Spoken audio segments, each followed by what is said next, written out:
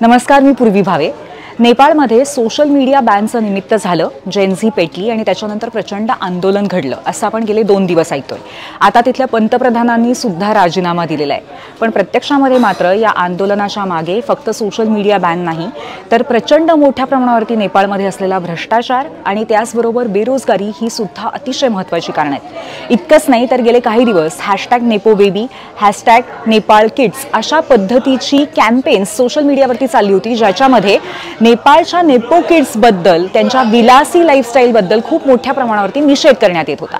आणि म्हणूनच या अनुषंगाने आता नेपाळची एकंदरीत परिस्थिती बघता या आंदोलनाचा भारतावरती कशा पद्धतीने परिणाम होण्याची शक्यता आहे, कारण गेल्या काही दिवसांमध्ये, काही वर्षांमध्ये भारताच्या शेजारी देशांमध्ये सुद्धा आपण प्रचंड मोठ्या प्रमाणावरती सत्ता पालट होताना पाहिलेलं आहे।